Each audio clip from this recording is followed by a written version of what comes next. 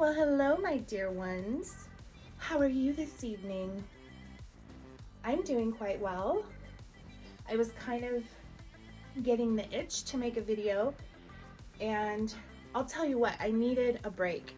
I was like rooting hair on this doll. I will post a picture on the side of this video so you can see what I'm working on. It's Pascal. I needed a break. And if any of you root dolls, you know that rooting can be so many things. It can be relaxing and somewhat satisfying, but it can also be very aggravating. It is always time consuming. And yeah.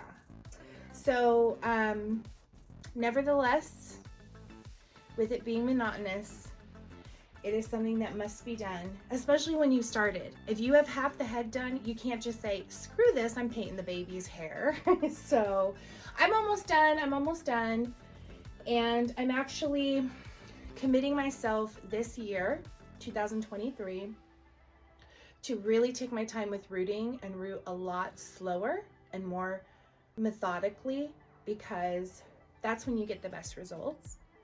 So I am actually going to have a chat on this video about something that I think about quite often. Before I do, take a look at this little fella. Yeah, this is little Jackson. So this is Reborn Jackson. I painted and rooted him. He has really awesome, super fine, curly black hair. There's a lot of fun things that can be done with it. And he is currently available for adoption. So if you're interested in him or you want to see more pictures, details, I am posting a link to his description in the description of this video, and you'll be able to check him out. So I'm going to just lift him up, or her, you know, whatever the case is, and I'm gonna put little one aside. And then I thought tonight we would actually change this little sweet dumpling, my Melody. Let me get her placed here. All right, look at her just lounging. She is such a special silicone blend, and if any of you have followed my channel for a bit, you know that I often speak about silicones and how it is ultra special for me to have a silicone doll that is not only created in the artist's imagination, but then sculpted from that imagination, cast, poured, painted, rooted, all of it by one singular artist. That is just so dang special to me. And it's not to take away from those who purchase blank sculpts from a sculptor and then paint them, right? I do that. I'm not a sculptor, so I get blank vinyls and blank silicones and paint. But yeah, it's really special to me. The 4 silicones, wait, hold on. 1, 2, yes. No, wrong. The 3 silicones, yeah. 3 silicones I currently have in my collection, which is this Sweetie Pie, and then my Leah and my Everett. All of those babies were done by one singular artist, with the exception of Everett. He was actually rooted by another artist because I believe his sculptor does not root hair. So he's once removed from my little, magical ingredient list, but he's still so special. And the 4th silicone I have is actually my Bella, and to save money and aggravation on my bank account, I am actually painting her myself. Now, I intend to keep this baby because it is the ultimate baby for me. Like, holy banana peppers. She's amazing. Wait, actually, let me grab her really fast. Okay, now she's gonna be a little shiny because I'm in the process of painting her. And talk about amazing silicone. These 2 little girls right here are just phenomenal. Oh, she's got little fuzzies. Okay, so this is her, and she's very pink right now, which I love. I don't know if you could pick up, yeah, you could see the modeling. Yeah. So I'm working on her now. I have her creases done, and then I'm gonna deepen her pinks, and it looks like she has like 90s lipstick on right now. I should just leave it like that, you know? Why not? But no, that's on purpose, and I'm going to deepen that color a little bit, and then add a little bit of red, a little bit of mint green. You'll see, it's gonna be fabulous. But so far, we are really close to being done. I mean, I had to do her nails. Like, she has her blushing, which again, I'm gonna deepen that. But yeah, she's amazing, and I want her for me. So I'm planning to root her as well, but who knows, I may sell her. She's an amazing sculpt. She's a preemie size, so you can kind of see her compared to Melody, who is a newborn size. But she's so amazing. Look at the movement. I mean, her neck is so tiny and her head is so heavy that you literally have to be so careful, because she just like, I was scared of her. Her silicone is so fragile, but you know, just like a preemie would be, right? There she is.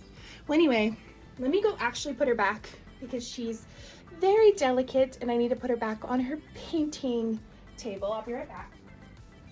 Okay, so, oh yeah, I knew it. I had a feeling this color would look great on her, and I think I'm right. So this is another amazing silicone blend. She's marshmallow. She's got something stuck to her. Hold on. What is that little one? It's almost like eggshell. I don't know what that is. There we go. I got it. I got it. I got it. There we go. She's an amazing, squishy marshmallow silicone blend. And I will show you kind of like her movement. She's so floppy. Oh goodness, I hope I didn't show her private parts. Do you see how she wrinkles? There you go. She's so cute. And she's a redhead. I mean, how could I not? Look, I'm a redhead, and I feel like we're misunderstood or misrepresented. I don't know. So like when I see a redhead, I don't know, I'm a little bit tempted, because I don't see a lot of redheads, and when I do, I don't feel like they're as popular as dark-haired babies. I feel like it goes dark hair, blonde, you know, anything in between, and then red. So I'm over here representing the redheaded girls. My toddler has red hair as well, so I'm excited about that. Okay. There is a hole in this, and that's really bothering me because this is new. So I'm gonna have to, I don't know. I don't sew, but one of my kids can probably fix it, or I'm just gonna take it back and get another one. Because we don't need any damage. I mean, that's the cool thing about buying clothes. Everyone will tell you that they don't, you know, get messed up or anything. Okay, so what I wanted to talk about was, oh, she's so cute. The naysayers and the supporters. And I think everyone would probably surmise that anyone who supports you with your doll collecting is positive. And anyone who doesn't understand it, or even goes as far as to make you feel some kind of way about it, are negative. But I want to kind of give you a perspective that's completely opposite of that. So what I found is that we collectors can be a little cray-cray when it comes to these babies. You know I'm telling you the truth, honey. You know I'm not lying to you. We're all in this together. You don't have to play it safe. We go crazy. Like, this is an emotional hobby, and we make emotional decisions. So we can go overboard, we can overspend, we can have too many. And you have to look at it from another perspective, from someone who does not understand this hobby, that, okay, you have 17 dolls. Do you really need another one? Why aren't those enough? Those are going to be kind of the questions from, I don't know, maybe your spouse or your roommate or, your mom, your dad, whoever you're closest to. And those are valid questions. If you put yourself in their shoes, and let's say they collect little boats or something, and they have like 35,000 little boats everywhere, you're gonna be saying something, right? So we have to use that feedback, even if it's kind of negative, and we have to take it all in and tell ourselves, okay, what are they telling me?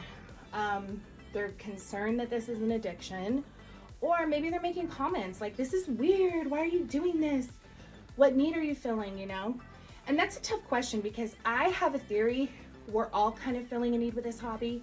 Even those of us that are obsessed with the artwork and we love the art of it. I feel like even when we say that, we are kind of underplaying the therapy that it gives us, even if it's minuscule, because holding a baby does something to all of us ladies, whether we're natural mothers or not, and we can't deny it. So this hobby serves so many purposes, and our purchasing decisions have so many complexities to them that there's going to be a lot of people who don't understand it. And I think we do have to be happy with our collecting and what we do in this hobby, okay? I do. But on the other hand, I think we need to utilize that feedback or perspective from outsiders to help us form our decision making, because it can help. Like, if you're married, you know what I'm talking about. When you have a spouse, they kind of balance you out. Oh no, I just ran out of storage on my phone.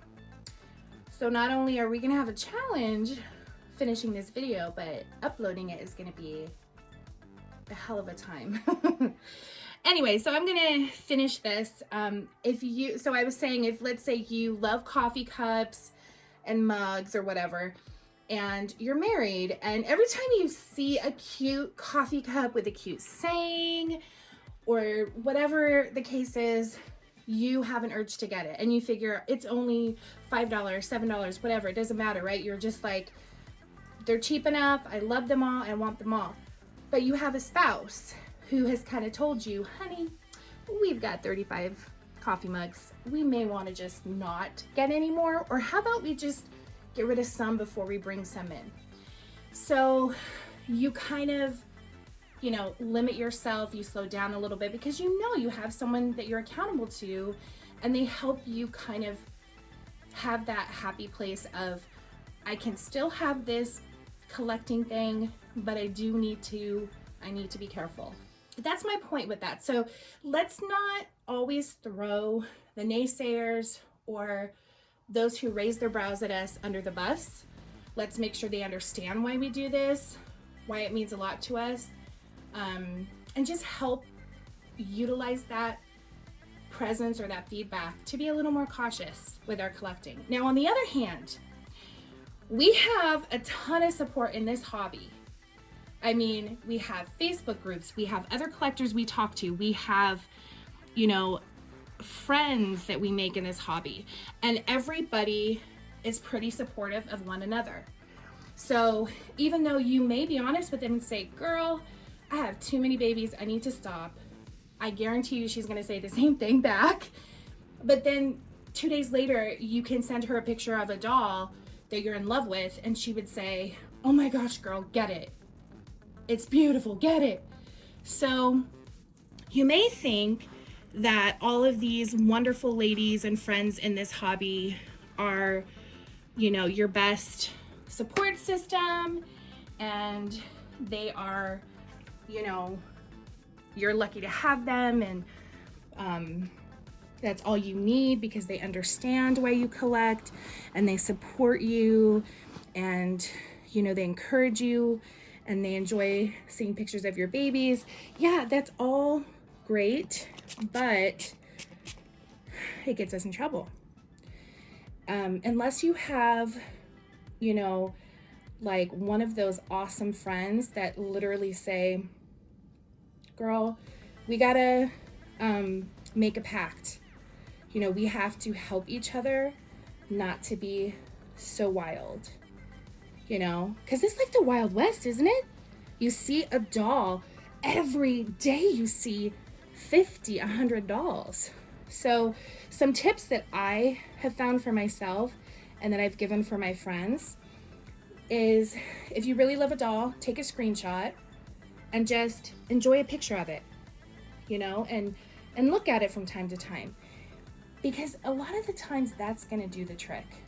You know, just seeing that doll and appreciating the art on your phone, you kind of possess it secretly, but you don't have to spend hundreds or thousands to actually have it in person. And then if you do find yourself still feeling like, I do want this baby in person, then, you know, ask yourself, is this worth me actually holding and dressing this doll? Is that worth thousands of dollars or hundreds of dollars or whatever the case is? And if it is, go for it. I mean, you know, as long as you have that conversation with yourself. The other thing that I like to do is occasionally take myself out of groups, like on Facebook. I'm on Facebook far more than Instagram. I don't know if that makes me old-fashioned or lame. I don't know, because I don't know. I guess Facebook is like not the thing anymore. But anyway, it's really active in the doll community, and that's where I have the highest presence of followers on my nursery page, Stardust and Moonlight Reborn dolls. And that's also where I do most of my selling of the dolls that I paint. So anyway, I'm a part of a lot of the groups, and it's tricky for me because I want to be so that I can sell my dolls, but I also like to look, and I find myself having to mute myself in those groups or get out of them completely. Number one, because I'm getting too tempted, I'm getting too saturated with this, and it makes me feel uneasy that like dolls are everything. And the other reason is because I'm not even seeing my friends and family posts, like my legit friends and family. So that's another thing that helps. I guess the point is, guys, we have to really make an effort to constantly stop and evaluate where we're at with our collecting, because I believe truly, unless you are thebomb.com, you got yourself together perfectly, and if you do, hey, good for you. Call me and let me know how you do it. But I believe if that's not you, that most of us, if not all of us, get out of hand with this hobby. It's almost designed for everyone to get out of hand. You know, you don't have to have an addictive personality. You don't have to be obsessive compulsive. You don't have to be someone who's experienced baby loss. You don't have to even just be a huge doll collector your whole life for this to get out of hand, because this is such an amazing art and hobby. And yeah, that's kind of like what I wanted to talk about. I hope that helps some of you and puts my thoughts into perspective a little bit. I think it's helpful, and I think we can all learn to appreciate those that may not support us entirely, and then kind of be a little bit leery or careful with those who do. And of course, we're going to enjoy the friendships of those who are in this hobby with us, but Do we really need to, you know, allow everyone to say, girl, get it, yeah. You got that 3-year interest free on Klarna? Get it, girl, get that baby. Spend that $4,500, you know? I mean, it's too much. Sometimes we need that devil on our shoulder for us to really make the move. And our friends in this hobby, you know, they're the devils on the shoulder. You know they are. So you may think they're the angels on the shoulder because they're wonderful and we love our friendships and so forth, but I'm asking you to kind of switch your perspective. The angels on the shoulder can be those who don't support us because they help us regulate this hobby, and those that do support us can be that devil on the shoulder. So keep that in mind and enjoy yourself. You know, enjoy yourself. And I'm speaking from experience because I got immersed in this hobby, you know, a few years ago, and it's been kind of like bananas ever since. And I'm still as enraptured in it as I was the first day. I'm painting, I'm doing all of that, yeah, but geez, I don't think I have one day where I'm not thinking about a doll or working on a doll or talking about dolls. So I hope you take my advice. I'm going to take my advice and we'll check in with each other. What do you say? And see how that worked out for us. Well, have a great rest of your weekend. And I will talk to you guys in the next video. Can't wait to hear from you if you have something to say. And thanks for hanging out with me. Bye.